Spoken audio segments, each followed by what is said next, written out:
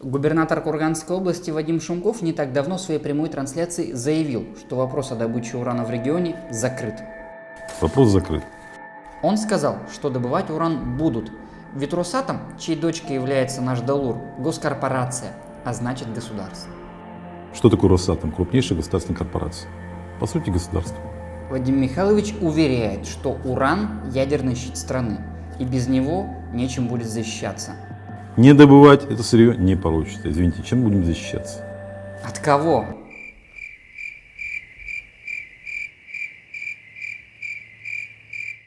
Разве что от излишка в стране природных богатств. Видимо, поэтому Росатом продает уран за границу через свою дочернюю фирму Техснаб-Экспорт и с личного разрешения Дмитрия Медведева. Именно эта компания, вопреки требованиям экологов и активистов, сегодня возит в Россию урановые хвосты из Германии. Наплевав на наше здоровье, они добывают уран прямо у нас под ногами, продают его за рубеж, а взамен ввозят ядовитые отходы. Кроме Техснаб-Экспорта у Росатома есть и другая дочка – Элимаш. Ею госкорпорация управляет через топливную компанию Твел. Элимаш прямо у себя на сайте пишет, что поставляет ядерное топливо в Германию, Швейцарию, Нидерланды, Швецию, Великобританию, а с 2000 года сотрудничает даже с Индией. Этот Твел как раз и является учредителем Далура, который ведет добычу в Курганской области. Да и пусть даже Росатом продает сырье за границу, но когда местные жители и общественники выступают против разработки месторождений в Заринговском районе, росатомовцы начинают кричать, что добываемое сырье идет на оборонку, а все недовольные чуть ли не предатели Родины. Что делать с сырьем, которое сегодня добывается в Курганской области? Ну, давайте честно говорить, оно идет не на какие-то там игры, на какие-то вещи, это ядерный щит страны.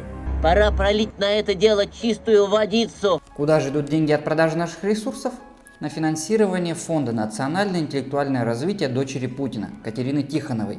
Например, 6 лет назад, в 2014 году, Росатом заплатил за сомнительные услуги фонда почти 80 миллионов рублей. По мнению Вадима Шумкова, именно в этом и заключается защита России. Очевидно, что на самом деле руководство Далура в обмен на здоровье зауральцев защищает только интересы своего личного кармана. Вопрос закрыт.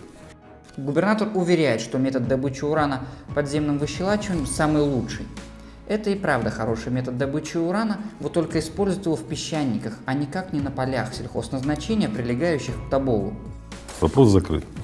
Несмотря на это, в Звериногловском районе уже вовсю началась разработка месторождения. О том, в какую катастрофу это все обернется до Курганской области, смотрите в нашем прошлом видео. Ссылка появится здесь. Никакой открытости работы Далура, о которой хвалится Вадим Михайлович, нет. Ведь ответить на четкие претензии об опасности добычи урана на добровольном месторождении компания не может. Они даже не пускают экологов и активистов на круглые столы с прессой, каждый раз заявляя, что свободных мест нет. Вопрос закрыт. Мы не понимаем, с какими экспертами посоветовался губернатор, ведь все здравомыслящие ученые и экологи не просто высказались против разработки опасного месторождения урана, а вовсю бьют тревогу. Значит, либо эксперты Шумкова были ничуть не независимы, либо Вадим Михайлович просто-напросто врет за уральцем прямо в лицо ради своих личных интересов. И мы, конечно же, должны ему поверить, ведь не стал же бы он травить регион, в котором аж 350 лет жили его предки. Я полагаю, что, конечно, будем считаться вашим мнением, но...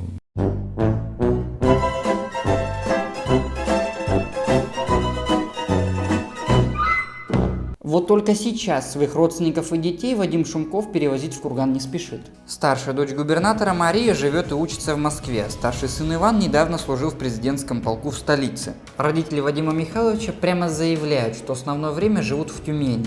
А сами-то не хотите в город перебраться? Нет, мы в Тюмени живем. Летняя резиденция. Летняя резиденция?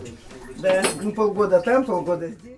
Похоже, что жена губернатора вместе с младшими детьми живет в другом городе, ведь в Кургане Ольгу Шумкову никто не видел. Получается, что семья его прячется в других регионах, а жить на урановой помойке предстоит нам? Предыдущий губернатор нашего региона Алексей Кокорин как-то тоже разрешил Росатому добывать уран в Зауралье, а после своего срока ушел в совет директоров дочки госкорпорации.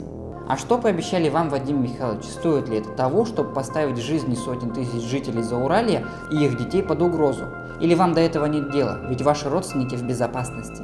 Мы требуем остановить опасную добычу урана. Присоединяйтесь к нашим требованиям и помогайте распространить этот ролик. Правду об опасной добыче урана в регионе и о том, для чего на самом деле уранодобывающая компания и губернатор ставят наше здоровье под угрозу, должны знать все курганцы. А чтобы не пропустить наше следующее видео, подписывайтесь на наш канал и нажимайте на колокольчик.